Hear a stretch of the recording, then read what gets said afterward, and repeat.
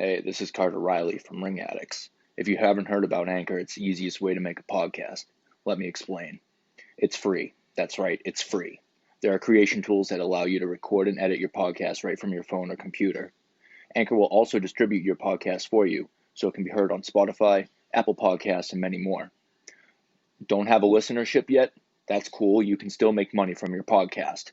It's everything you need to make a podcast in one place. Download the free Anchor app or go to anchor.fm to get started. Live from the Rantoul Street studio in Beverly, Massachusetts, this is Ring Addicts, your home for combat sports. Please welcome the host of Ring Addicts, MattAttack. So, tonight, we recap Smackdown, everybody.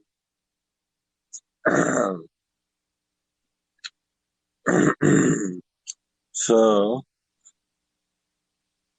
this past Friday, SmackDown opened up with Miz TV, guest Jeff Hardy.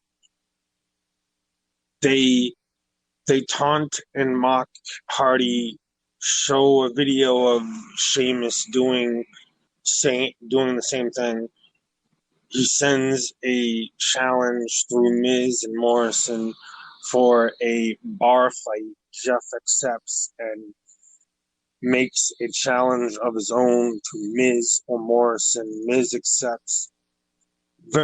Great match. It was a good match, and Hardy won, even though Sheamus had another came up on the Titantron again in like a feed or whatever, and just saying, "Oh, you're doing great,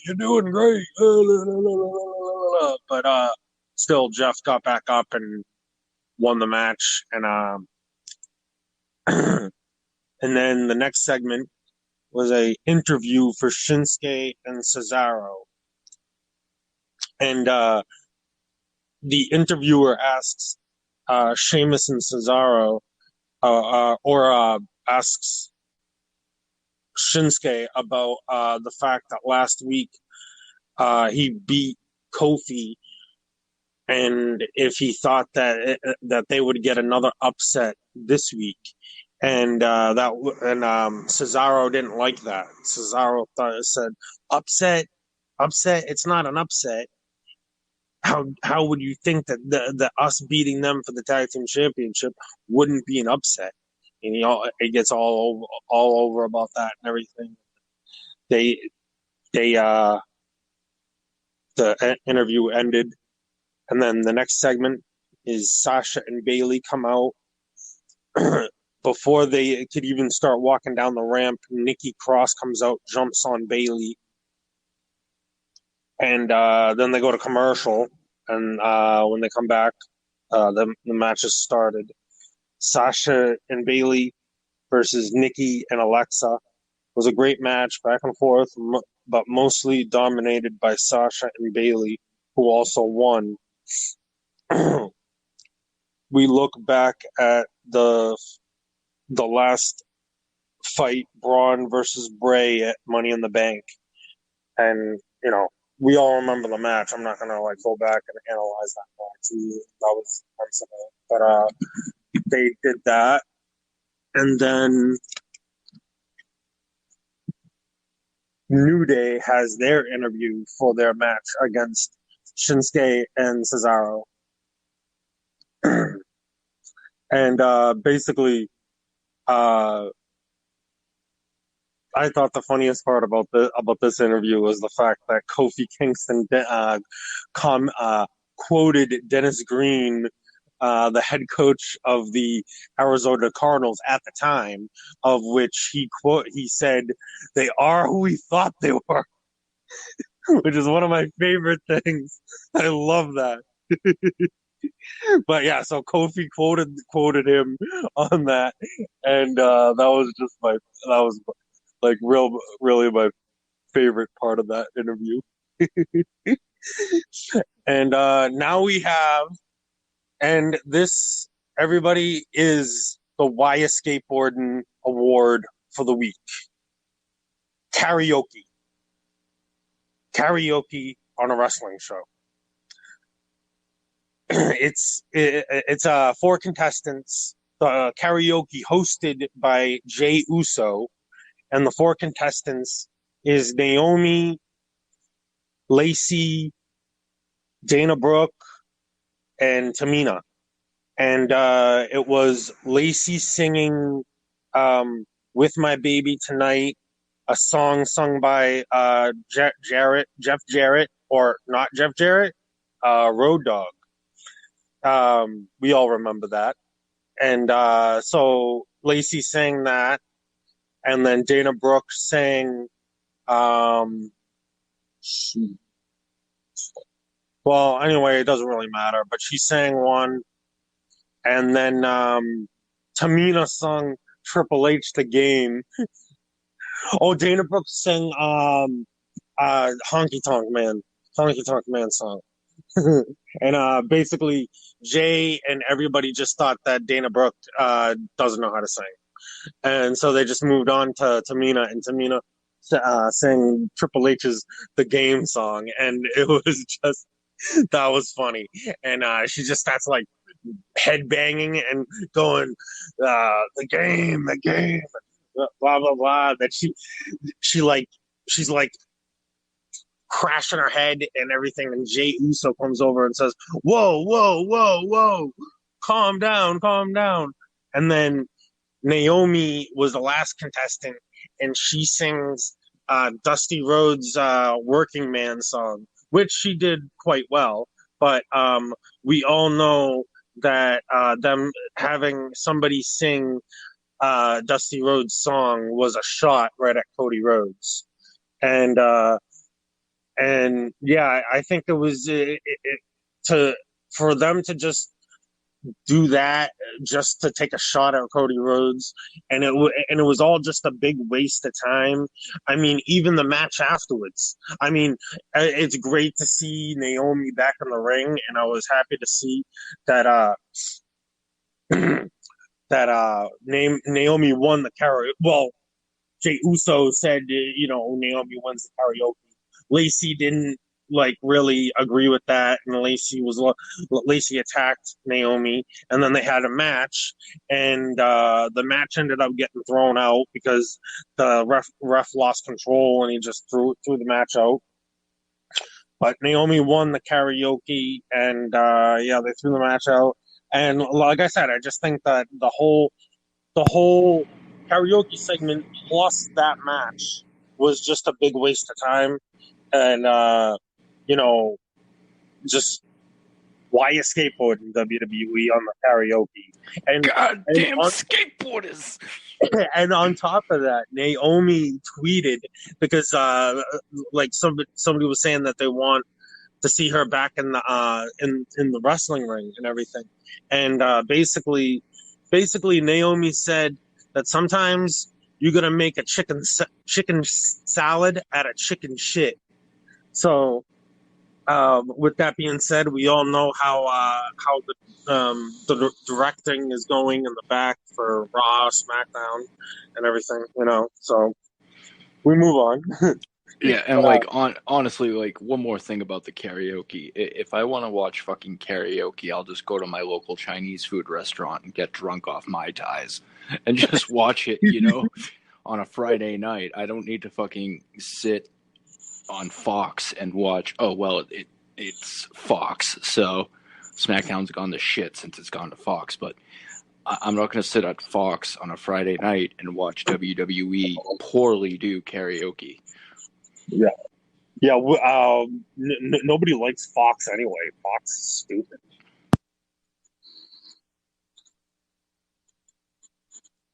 Right. That is correct. The whole company is just dumb. Yeah. No, we don't watch Fox at my house either. We just watch SmackDown and then turn it off. Yeah, exactly. Yeah. But so AJ Styles finds out he's defending the Intercontinental Championship against Bro next week on SmackDown. And then the main event of SmackDown is New Day versus Shinsuke and Cesaro. good match for a bit. However, the ref would throw the match out. Throw the match out. Shin and Cesaro send a powerful message by putting the New Day through a table, and so they put New Day through a table, but like nobody won anything, and so basically the last two matches of the night were thrown out. So like like I I I think that's basically what you call a trash ending. Wow, did we just get through SmackDown in less than 10 in like a little over 10 minutes? It's crazy, isn't it? Wow, that's garbage, dude. Yeah, it was nothing. I just ran right through it.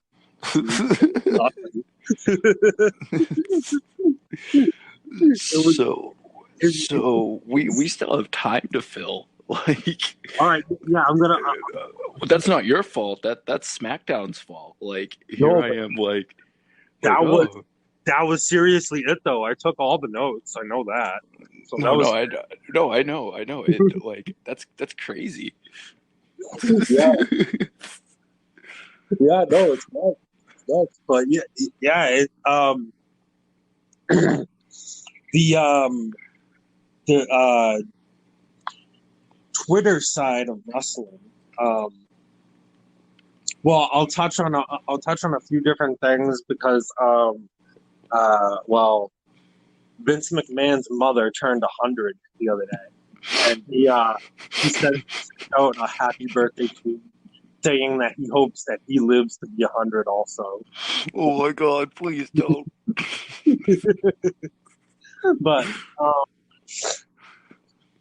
But anyway, I mean, I think he also said that his dad's birthday was a few days ago too. Yeah, his dad's birthday was a few days ago.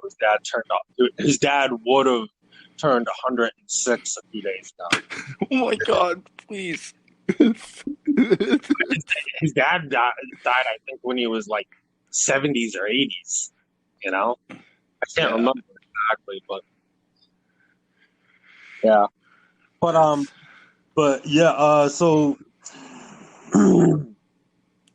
Twitter. See what else. There was.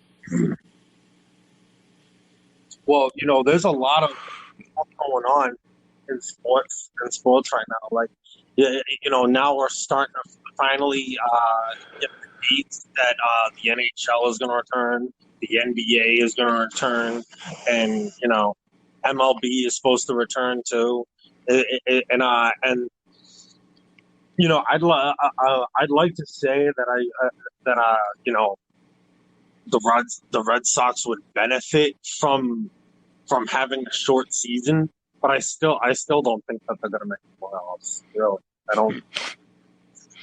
Remember in 2000, like, I don't know, like, remember when they won it in 2013? Yeah. Wasn't that like weird? Like that they won it in I don't know. It was just weird to me. It was like, oh, like I didn't even know they were in the playoffs, let alone, and then they won the World Series. Well, yeah, I remember being, watching some of the games that season, and I watched all the games in the playoffs, but like the regular season, I watched most of it, like not a lot, but yeah, it was kind of weird because like Josh Beckett was gone already at that point, and like I think Papelbon was already gone at that point, and like the ace of the team was basically like John Lester, which was like really, really cool. I was really happy about that he got to have him being an ace there, but then him leaving and going to the Cubs didn't exactly upset me because the Cubs are actually my favorite team in the NFL. But yeah, I respect the Cubs. Yeah, I'm a big Cubs fan. I'm not a big White Sox fan. I'm a big Cubs fan. But I Yeah, don't mind. I don't mind the White Sox. I mean, if the White Sox play the Yankees, I'm cheering for the White Sox. But like the Cubs are like, if it's Cubs versus White Sox, I'm cheering for the Cubs. yeah. Yeah, and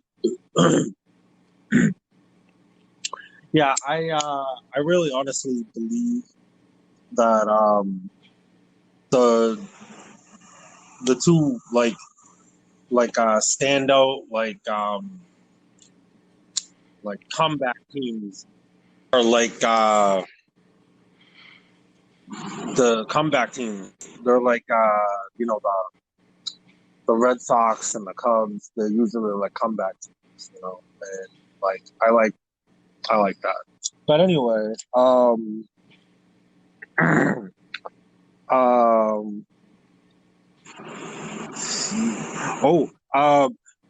this week on Dark, AEW Dark, um, Brian Cage will defend the FTW World Championship against Brian Pillman. Brian Pillman Jr., obviously. Oh shit. Yeah, I think it's gonna be a good match for a little bit, but I think the most of the match is gonna be Cage absolutely dominating. But it's good that they're at least having that championship be defended, and it's good that they're actually defending it against someone like Brian Pillman. He just came into the AEW, and he's in my eyes, he's wrestling royalty.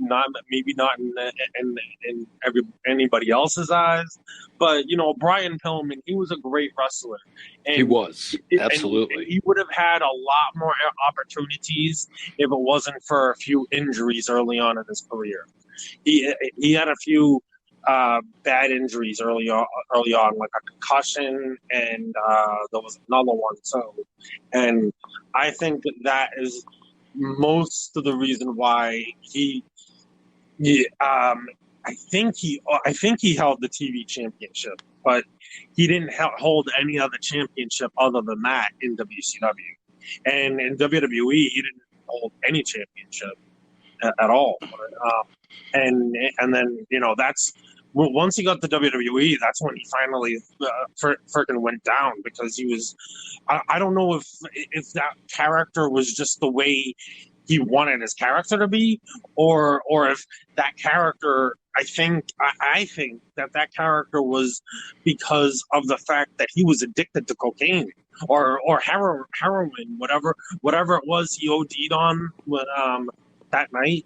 I think whatever it was he was addicted to, I think that's why that was his character. Because like honestly, like the way his eyes looked every night, it was just like, God, geez, this guy's gonna be on something. He looked like he was psycho. And then that one time on Talk on Saturday Night, I think he was commentating actually.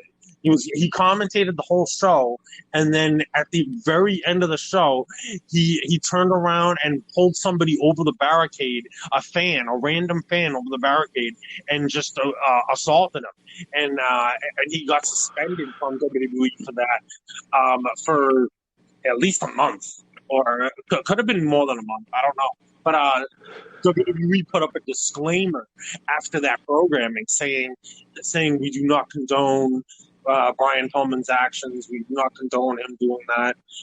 He's going to be suspended and blah blah blah blah blah blah. But man, I thought it was actually part of the thing. But when they put up the disclaimer, I was like, oh man, that must be real. Remember when they thought Brian Pillman shot Stone Cold? Yeah. That was a crazy time because like I didn't really know Raw was on back then. I knew they were trying to get back at it, but like it was crazy. I was watching Nitro and I was thinking, well, when's Raw gonna be? And then I turn on USA, and I'm catching the end of it, and all I'm seeing is Brian Pillman on a couch, holding a gun, and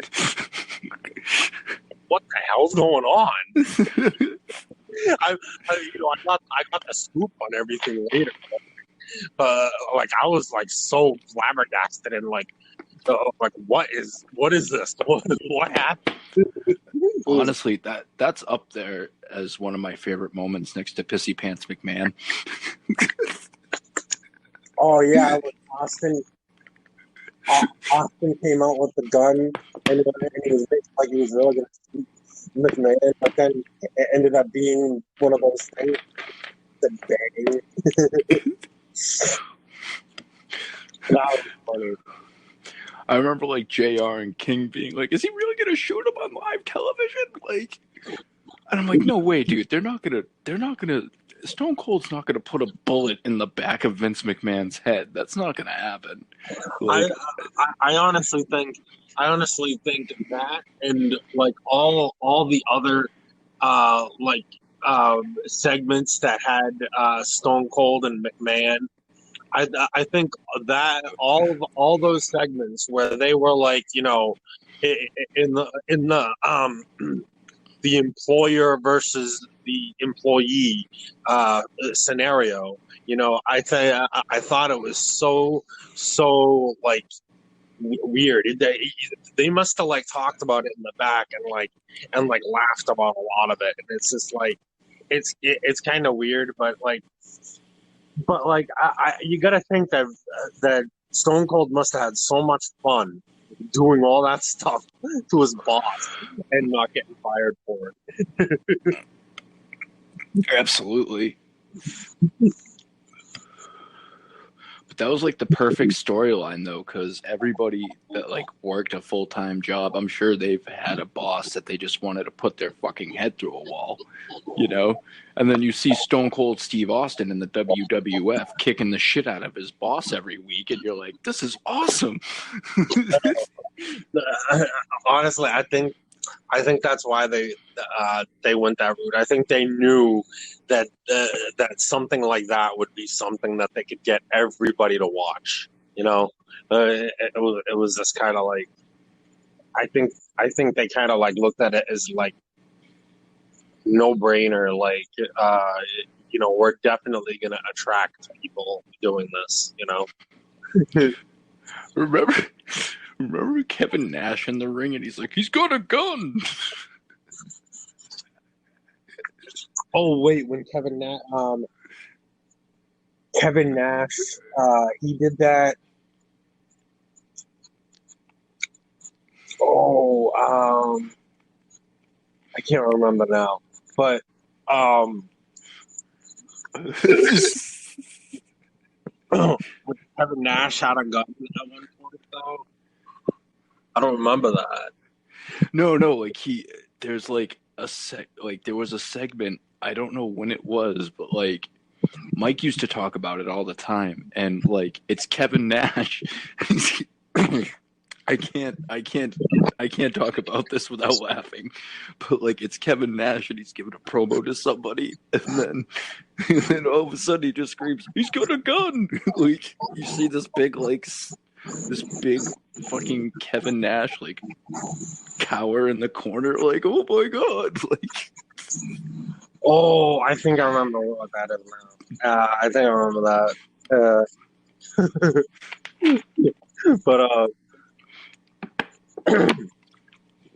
But honestly, yeah. I think it could have been Austin. Oh, it could have been. Yeah, maybe it was. No, yeah, it didn't. Yeah, I think something did happen. And he didn't have a gun, but it was weird. Oh, I think I remember what that is. I'm gonna have to look that up. But yeah, no. Wait. Didn't like Austin say he would take on the whole NWO or something by himself, and they all showed up, and he just showed up, and they're like, he's got a gun. Yeah, I think it was. That. Yeah, it was something like that. Yeah, it was. Yeah, but man, yeah. So yeah, Rusev has coronavirus, and this is like just like a bad week for I think like bad. Well, it's been a bad like I'll say I think it's like been like the past 7 days for Lana because her mother comes up with it, and then her father comes up with it, and now her husband has it. So like, like I feel so bad for them, and I hope they all feel better. But man, it sucks. Like maybe Lana's gonna get it now, because like her whole family has it. It's just Let's like hope not. I know, let's hope not, but man, it's just it's nuts. But yeah, like I hope all of them get better, and I hope Lana doesn't catch it. I hope everybody just gets cured and gets better again. But See, this is why I wonder why WWE was essential. Now their superstars are getting it. Like it's not good. yeah, yeah, and on top of that, they didn't start the testing right away, and I've talked about this on here before, but they didn't start doing the testing right away. AEW did, and Taz, spoke on that on live TV, and Vince gets all upset and everything. It's like, well, what'd you expect? You didn't think somebody was gonna like get opinionated on that or whatever, Of course, somebody's gonna get on your case about that. I think he was more pissed that it was Taz. Probably. Well, because Taz being like the student of Paul Heyman, and Paul Heyman is always that person that will drag out personal shit, and now it's Taz doing it, so it's like the teacher. The students has learned from the teacher, and he just showed the teacher that he can do that even now after Paul Heyman, his teacher, was fired by the WWE, but he was fired by the WWE in the creative role sense setup. But as far as I know, he is still expected to be Brock Lesnar's manager if Brock Lesnar comes back, which I do believe he's supposed to be still coming back. But I mean, who knows when? Brock Lesnar. He doesn't care when he wrestles. He just cares about his paycheck.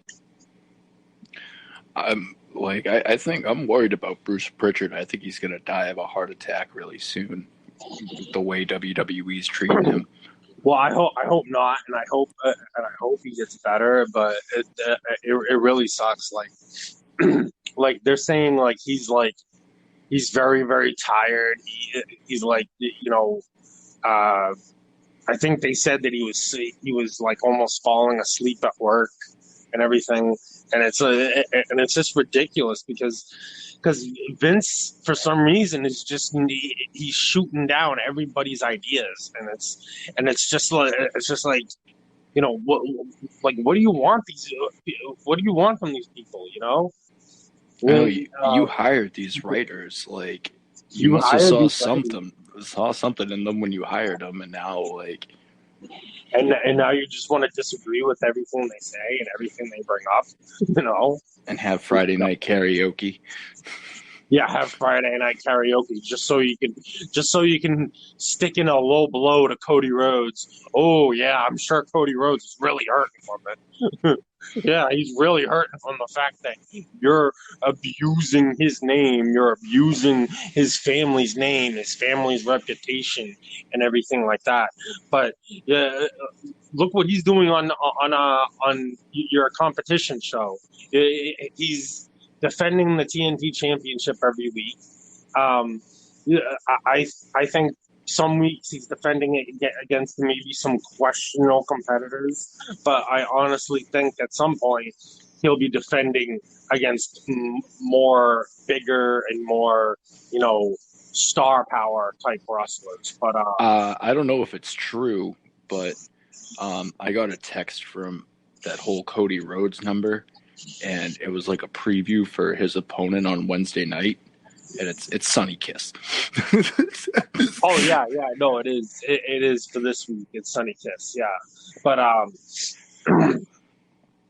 I'm hoping at some point, like he fought Jake Hager, and he won that, and Jake Hager got suspended because he hit the referee afterwards. So now Jake Hager's out, Sammy Guevara's out for a little bit too, and like they said they've been seeing Jericho talking with Brian Pillman in the back. So I don't know. Right now, it seems like I kind of have Brian Pillman as a face, but I wouldn't be surprised if he's like on dark for a little bit, but maybe they bring him up and he ends up being Jericho's new Sammy Guevara. Until I don't know what they're gonna have for Sammy when Sammy gets back, but I don't think they're gonna have him with Jericho anymore. I think they might have Sammy on his own and just have him try to work his way to the top or something on his own. But I think that's when we'll see Matt Hardy scoop him up and be like, "Hey, Yeah, because it was sounding a lot like they were gonna try and do something with Hardy and Sammy Guevara, but now Hardy is kind of mentor and coach for Private Party, which is just as good in my eyes. But yeah, maybe when Sammy gets back, he'll be Private Party and Sammy Guevara, just kind of mentoring them and coaching them and everything. And he still does his own thing too. He still wrestles. He comes out as Damascus or I don't think he's done Big Money Matt yet, but I can't wait to see that. I think he used that in Impact, but I never really saw him wrestle under that yet. But he wanted to use it in WWE, but I guess Vince McMahon was shooting down all the ideas for it, and it could never get off. It could never get started off because McMahon just didn't like it for some reason. But who knows? Yeah, exactly. But he's like, I've been shooting down ideas since you were a baby. Shooting them down with axes that he keeps throwing in his backyard. He brings Bruce Pritchard. He's like, that idea you pitched to me last week? Yeah. Throws an axe at it. I'm not fucking having it.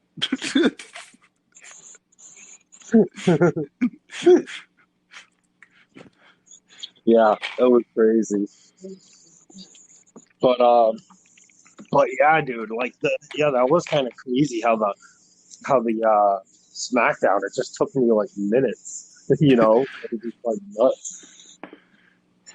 But see, this is the product of, you see, if this was 1999 and we were doing this, we'd be like, oh, this shit happened, but and people would be like, oh, that's so exciting, but it is what it is. Yeah. If we were doing this stuff back in the 90s, dude, man, imagine if they had this technology back then. That'd be nuts. But yeah, this is really, really cool that we can come on here and talk and everything, and recaps of wrestling and everything. It's awesome. And yeah, I think trying to think of something else I've read on Twitter. Well, this week is Fight for the Fallen, and I don't know if NXT is gonna is going to try and use another Dusty Rhodes created pay-per-view, but probably. But we'll have to wait and see. But yeah, I think the match between Moxley and Cage will be a good match. Oh yeah, I'm looking forward to that so much because like I've been waiting for it, and I'm just like, and then when they moved it back, and I found out it was towards Corona because of Corona, I was like, okay, that's cool. Yeah. Like I get it. Yeah. Oh yeah, definitely. But I haven't really read to see if like they said that she actually beat it, but they say that Renee Young is healthy, so I'm guessing she did, but they didn't like what I Yeah, read. I saw that on Twitter too that they're both testing negative, which is good. Yeah, that's awesome. That's really awesome. Yeah, I'm sure. I'm sure now that they're like good now. I'm sure I'm sure Moxley will be a lot will be on a lot more now that that's all out of the way and everything. Oh, exactly. Yeah, but but yeah, there's a lot of different things I've been reading lately. What's the other thing?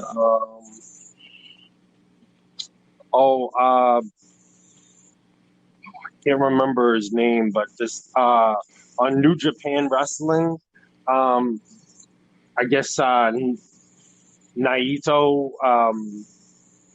he was I don't know if he still is, but I know he was heavyweight champion in New Japan at the beginning of the year. But this dude, I forget his name. I think he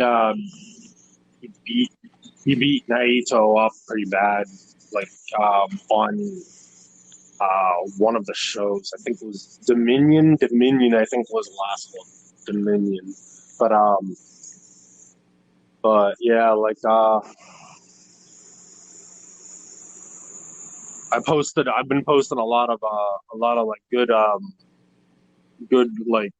classic matches from like the '90s and the '80s on the Ring Addicts Facebook page, and yeah,